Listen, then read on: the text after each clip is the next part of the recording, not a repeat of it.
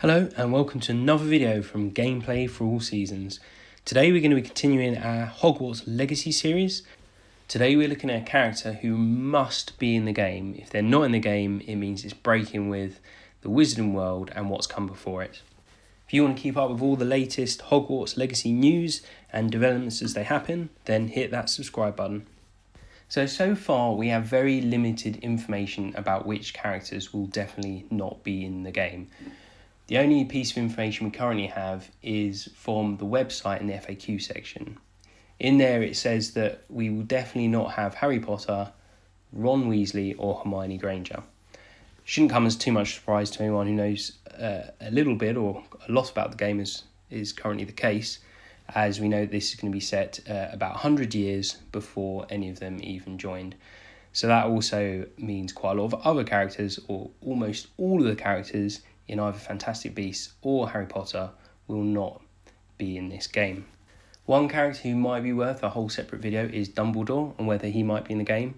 We know that he went to Hogwarts in the 1890s, so dependent when this game is actually set, we know it's going to be the late 1800s, he may feature in the game. Now I can tell you that the character that I'm referring to who simply must be in the game is a lecturer, and is a lecturer who is in the Harry Potter books. Now, I can tell you I'm not referring to Professor McGonagall. Maybe she's going to turn up. I really hope not. I still haven't been able to get my head around how she is in the Fantastic Beasts films. The continuity of that doesn't quite make sense to me. But if you do understand it, please put that in the comments. I'd love to be a bit clearer on that one. So just before we launch into the character I'm actually referring to, it's worth mentioning that there are probably other characters, or there certainly are other characters, who could be in this game. For example, Nearly Headless Nick. He had his 500-year death day in the Harry Potter books, so we know he was around for at least 500 years before, and presumably he was at Hogwarts for all that time. So it's a good reason to imagine he'll be there. The Grey Lady as well. She was made a ghost back when the founders were alive, or just afterwards. So again, there's every reason to expect that she potentially could be in the game as well.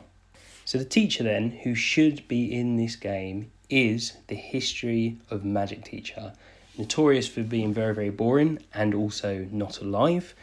It is Professor Binns. Now, for those of you who don't know Professor Binns, he is the only ghost who teaches at Hogwarts.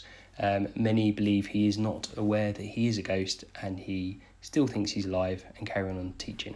Details around when he actually died or when he actually taught there as a live person is somewhat unclear, but you can make some educated guesses to try and work that out. Key to making those guesses is the fact that when people become ghosts, they stop becoming aware or less aware of events that happen after that point. Now it seems as Professor Binns is asked in the books, not in the films because they changed that, but in the books he's asked by Hermione about the Chamber of Secrets. He tells them about it reluctantly, but he doesn't seem to know that it was opened, which it was opened in 1942.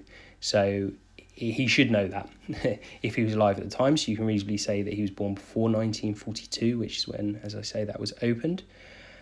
Now, we know that ghosts live for an awful long time, so they can live up to 150 years old, and he is described in the book as looking ancient and shriveled, which is obviously his state before he died, in which case you can reasonably assume he was near or even maybe above that age, which if you go from 1942 takes you all the way back to 1800s, and potentially even slightly before that.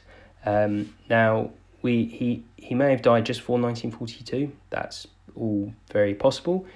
And I think it's reasonable to assume that considering he was supposed to teach there for so long and he was so boring, and that was before he died, because that was his personality when he died, it's reasonable to assume that he started teaching there sometime before he was 60 years old, which again puts a cap on that in the 1860. In which case, as this game is set in the late 1800s, you can reasonably say that Professor Binns would be there teaching. So I think that's one character that is very hard to argue is not going to be in the game. If he is in the game, that does throw up one interesting thing, which is, as I mentioned before, if they have him in it and he's alive, then it would be slightly difficult for you as a player to be able to go into the Chamber of Secrets unless you did do it very secretly. Otherwise, if it was a big event, the whole school knew about it, then in the later Harry Potter books, Professor Binns would know about that and wouldn't be able to say we said. So that's an interesting aside. If you like this video, then hit the thumbs up and subscribe. Bit of a fun one for you today. As and when we get more information, I'll be sure to make some videos on there. See you next time.